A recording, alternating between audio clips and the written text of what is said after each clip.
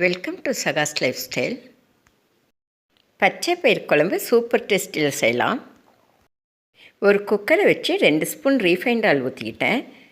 கடுகு உளுத்தம்பருப்பு அரை ஸ்பூன் போட்டுக்கலாம். கடுகு புரிஞ்சிச்சு சீரகம் அரை ஸ்பூன் போட்டுக்கலாம். வர கொத்தமல்லி விதை அரை ஸ்பூன் எடுத்துக்கலாம். அதை உள்ளங்கையில் வச்சு இப்படி தேய்ச்ச மாதிரி கொஞ்சமாக உடச்சி விட்டு போட்டுக்கலாம். பொரியிறப்ப செம வாசனையோடு டேஸ்டியாக இருக்கும். பூண்டு 10 பல் தட்டி வச்சுருக்கேன். சின்ன வெங்காயம் 15 கட் பண்ணி வச்சுருக்கேன்.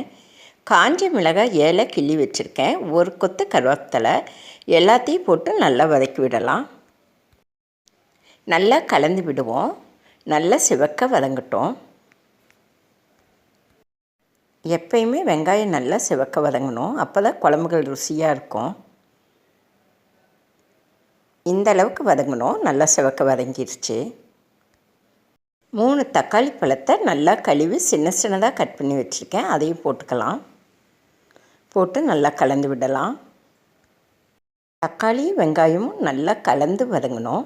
இந்த தக்காளி சீக்கிரம் வதங்க கொஞ்சமாக உப்பு போட்டுக்கலாம். உப்பு போட்டால் சீக்கிரம் வதங்கிடும். கலந்து விடலாம். இந்த அடிக்கிற வெயிலுக்கு இந்த மாதிரி பச்சைப்பயிறு குழம்புல வச்சு சாப்பிட்டோமா உடம்பு குளிர்ச்சியாக இருக்கும். மஞ்சத்தூள் 1 ஸ்பூன் போட்டுக்கலாம். நல்லா கலந்து விடலாம். தக்காளி நல்லா வதங்கணும்.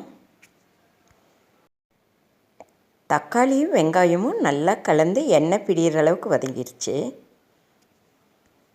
நான் உடைச்ச பச்சைப்பயிறு 1 கிளாஸ் எடுத்து லேசாக வறுத்து கழுவி எடுத்து வச்சுருக்கேன். கடையிலேயே உடைச்ச பருப்பு கிடைக்கும். தோலோடு உள்ளது.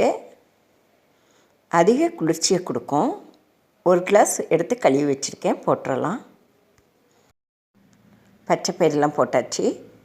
இன்னும் 1 கிளாஸ் தண்ணி ஊற்றிக்கலாம். நல்லா கலந்து விடலாம். இந்த பச்சைப்பயிறு குழம்பு ரொம்ப ஈஸியாக செஞ்சிடலாம். சமைக்க தெரியாதவங்க கூட செஞ்சிடலாம். ஒரு குக்கர் மட்டும் இருந்தால் போதும். நான் தக்காளி வதங்குறப்ப கொஞ்சமாக உப்பு போட்டேன். இன்னும் கொஞ்சமாக உப்பு போட்டுக்கலாம். இந்த குழம்புக்கு தேவையான அளவு போட்டுக்கலாம். மூடி போட்டு 3 விசிலுக்கு விடலாம். 3 விசில் வரட்டும். வெயிட் பண்ணுவோம். பச்சைப்பயிறு சீக்கிரம் வெந்துடும். 3ஆவது விசில் வந்துருச்சு. கேஸை ஆஃப் பண்ணிடலாம். 3 விசில்லையே நல்லா வெந்துடும். 10 நிமிஷம் ஆயிடுச்சு. எடுத்து பார்ப்போம். கேஸ்லாம் போயிடுச்சு. மூடியை திறந்து பார்க்கலாம். சூப்பராக பச்சைப்பயிறு வெந்துருச்சு. கமகமாக வாசனையோட செமையாக இருக்குது. நைஸாக வெந்திருக்குது. நம்ம பச்சைப்பயிறு குழம்பு ரெடி ஆகிடுச்சு. மேலே கொத்தமல்லி தழை தூவி இறக்கணுமா அவ்வளவுதான். சூப்பர் டேஸ்டியான பச்சைப்பயிறு குழம்பு. என் வீடியோவுக்கு லைக் பண்ணுங்கள், ஷேர் பண்ணுங்கள், கமெண்ட் பண்ணுங்கள், சப்ஸ்கிரைப் பண்ணுங்கள். தினமும் உடம்புக்கு குளிர்ச்சி தர சமையலையே ஒவ்வொரு நாளும் போடுறேன்.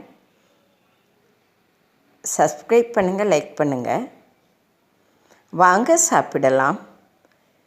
என் வீடியோ பார்த்த உங்களுக்கு என் மனமார்ந்த நன்றிகள்.